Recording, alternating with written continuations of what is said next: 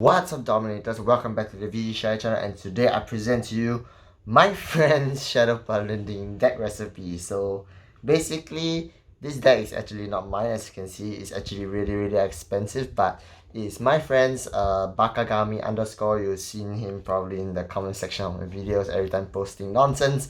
But basically, thank you very much to him. So shout out to him obviously for his deck recipe right here. Because I've actually no money to invest in Shadow Paladin, so obviously I have to get someone else's deck. But basically, yes, thank you very much to him. His real name is Daniel. Hopefully you don't mind me saying your real name. But yeah, just get right into it. So we are following the new layout right here. As you can see, we display all of the cards first, then we go through what cards are run, what are the card skills, and last but not least, maybe we'll go into a little bit of the combos here and there afterwards. Alright, so let's get on with the new VR from VBTO6. We have Mordred Phantom. So yes, Mordred Phantom, Illusionary Revenger. Mordred Phantom. As I said before, my friend has 4 SVRs right here, so it looks really nice, but obviously it's not max rarity, in which he has no XVRs at all. But basically, this is the new VR that ties very well with Blaster Dark. That's why we run 4 Blaster Darks in the deck. When your Blaster Dart is placed on Rearguard Circle, you get an imaginary gift force. So that's the first skill. Basically, what does this mean? Every time your Blaster Blade is placed on a Rearguard Circle, you gain a free imaginary gift force. This is why you can see the immense pile of imaginary gift forces right here. So you ideally want to run at least 7 to 8 forces, maybe even 10. But my friend has 2 really nice sign markers, sign imaginary gift force ones right here, while the rest are just commons. Alright, moving on. When it attacks, if your opponent Vanguard's creature greater, you may counter one stand off your Blaster Dart and they gain 10k until the end of the turn. So what does this mean? Every time you call a Blaster Dart, you get an imaginary gift force, so you may force the sides by which your Blaster Dart is on. After that, you may do a lot of comboing in terms of getting Blaster Dart back from the drop zone onto the Rearguard Circle in order to gain another force marker, which we'll get to later how.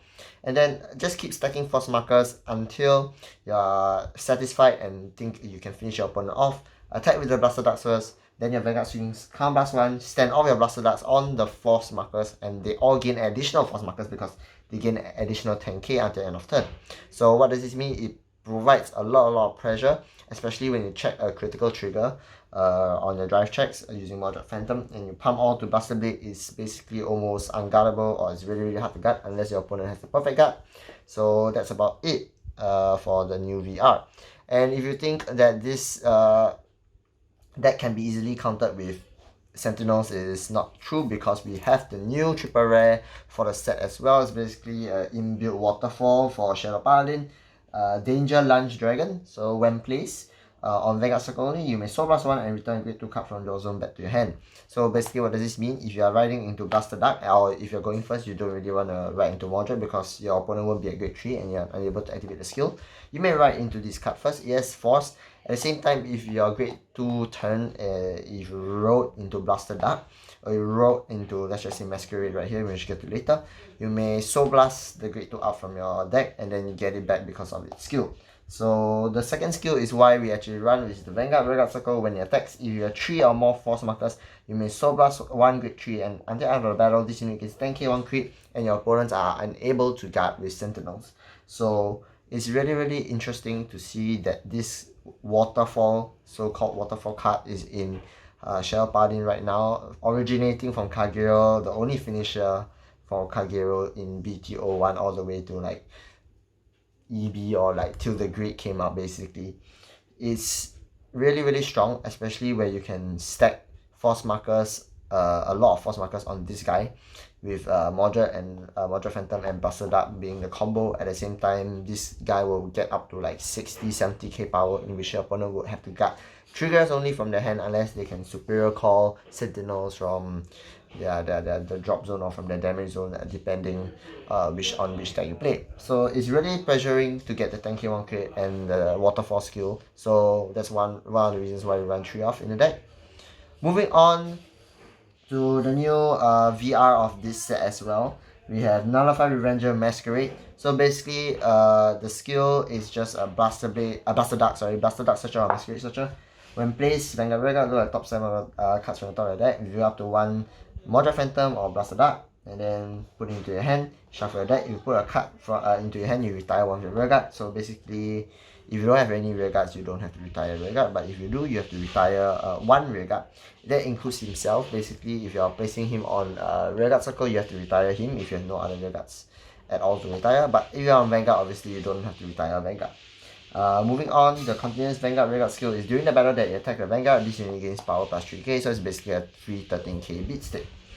That's basically it. Moving on to Blaster Dart, so I think don't really have to explain why we run Blaster Dart in the deck because it ties really well with Wanted Phantom. At the same time, gaining that free additional force marker is really pressuring. Skill of Blaster Dart, when placed, Vanguard Rearguard, count +1, your opponent chooses one of his or her rearguards and retire it. And then if it's on the Vanguard circle, if your opponent has no rearguard, you may discard a card from your hand. This unit gains drive +1 until end of turn. It's a free twin drive, usually on grade 2 if your opponent doesn't call any rearguards or anything. Even if they do call a rearguard, let's just say 1, you may use the Blaster Dart skill count +1 and it retires. And then you may discard a card and you gain the twin drive. So as I said before, my friend has tried his best to max rarity the deck. As you can see that he has all different versions of Blaster Dart, including one from the start deck, which looks really cool. I think the best one is still out of it is still the this child deck sign one, but it doesn't really have it because it costs really expensive. But moving on, we have Maka as usual, the old Darkness Maiden Maka. 3 ORs right here as you can see because he's still trying his best to find the last OR. Basically when placed, once per turn, you may count +1 and call a grade 1 or less card from your hand to rearguard circle, draw a card, this unit gains 5k until end of turn. This grade 2 actually basically ties in with the grade 1 which we still run, which is Charon, which we'll get to later. So basically it's a free card draw combined with Charon, but obviously you may count +1 and call any grade 1 from your hand to rearguard circle, and then you draw a card, you refund back the cost, not the cost but the card that you called. At the same time, this unit gains 5k, so it's a 15k beat stick. Moving on, we got the grade 1 Sword Breaker. So obviously we still run Sword Breakers in the mains, but less of Sword Breakers because in the previous deck, obviously without this new so-called grade 1 Masquerade, I call it grade 1 Masquerade, but I don't really know its real name. Basically with the new card in the set, we have to cut down Sword Breakers to 2 and we run this new grade 1 instead. Basically, Sword Breaker skill are on the rearguard circle. When placed, you may count +1, draw a card, and if this card was placed from hand, it gains 5k, so it's a 10k booster or 10k beater when placed from hand. But obviously, you ideally want to call it out during your turn 2. Let's just say if you have Counterblast, use your Maka Charon to counter charge already. You tap the main to call Sword Breaker out, count +1, you draw an additional card, even though you don't gain 5k, but it's a free +1 for you. So, moving on to Nemain, Skull Witch Nemain, the best grade 1 turn is to write and call this unit tap, call another Nemain. Basically, pretty much every Shadow Paladin deck ever. Skill, act once per turn, rest this unit charge attack for up to 1 5k power card, so usually it's Sword Breaker or Nemain itself. You can call a trigger if you want to as well. Call it to open rearguard circle and shuffle your deck. This ability may be used by a card with the same card name once a turn, so basically you can use this ability once, you can't spam it multiple times like Lisa Lloyd, basically Lisa Lloyd has the same thing, or the drop 1 draw 1 card in Bermuda has the exact same effect. So once per turn only. Moving on to the new grade 1 Transcend Revenger Masquerade. So yeah, it's basically the grade 1 Masquerade, I just call it. Count +1, put this unit to your soul, call Blaster Dart from drop zone to rearguard circle, and that unit gains 5k at the end of turn. And then during the battle that you boosted, this unit gains 3k, so it's an 11k booster.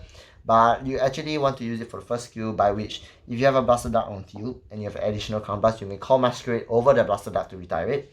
And then Masquerade skill activates X once per turn, you count +1, put into your soul, you call the Blaster Dart that you retired by calling over it, and then you gain an additional free force marker if you're on Moderate Phantom Vanguard. So yeah, that's really good. It's a combo, I would say basically how you should play the deck if you have additional counterblast.